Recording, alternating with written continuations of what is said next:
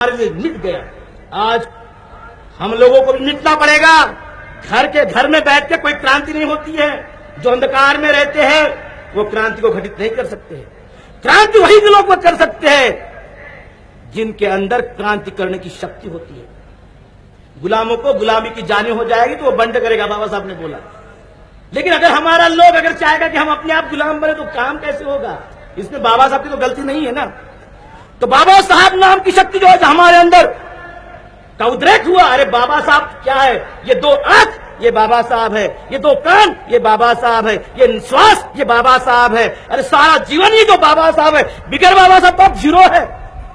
ये बाबा साहब है इसलिए प्लस में चल रहा है, नहीं तो जीरो है, जीरो। अब प्लस में चलना है।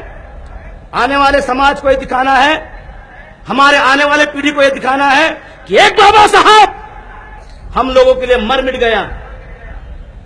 एक बाबा साहब सारी जिंदगी इस समाज को बनाने के लिए अपने पेट को काटते रहा। बड़ी दुख की बात होती है, कभी कभी हमने तो क्रिटिसाइज नहीं करना चाहिए, लेकिन ऐसे हो गया है समाज के अंदर कि आज समाज में लीडर लोग समाज का पेट काट के अपना पेट भरते। एक बाबा साहब था, अपना पेट काट के समाज को बनाया, और इन्हीं लोगों ने जिन्होंने बाबा साहब के बाद में आए समाज का पेट काटा और अपना पेट भर दिया। बड़ी दुख की बात होती है। लेकिन आज इस धम्म दीक्षा को साक्षी रखकर, इस बाबा साहब की और भगवान बुद्ध की फोटो को साक्षी रखकर आपको कहना होगा, हे बाबा साहब 47 साल तक हमने गलती की, माफ कर देना। हमने बहुत भूल करके रख दिया था।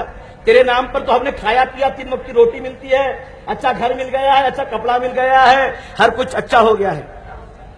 आज तेरी कसम खाते हैं, तेरे समाज की कसम खाते हैं, तेरे मिशन की कसम खाते हैं, और तेरे आंसुओं की कसम खाते हैं। अरे बाबा साहब रोता था, जानते हैं ना आप लोग, रोता था समाज के लिए कि क्या होगा मेरे समाज का। आज हमको भी रोना है समाज के लिए, मर मिटना है समाज के लिए। जो हमारे अंदर जो फ्रैक्शन है उसको सबको इकट्ठाना होगा, तभी हम अपने बाबा साहब के स्वप्न को, प्रबुद्ध भारत को प्राप्त कर सकते, उसको हम बना सकते हैं। बाबा साहब की जो कल्पना थी प्रबुद्ध भारत कि सारा भारत एक प्रबुद्ध बने, यहां पर जो जाति की वैषम्यता है, जो जहर फैला हुआ है वो नष्ट हो जाए, सारा समाज एक रूप आ जाए।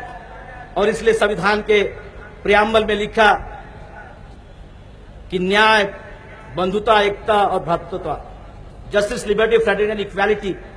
ये तो भगवान बुद्ध 2500 साल पहले बोले, उसी बात को बाबा साहब ने कायदे से बांध दिया।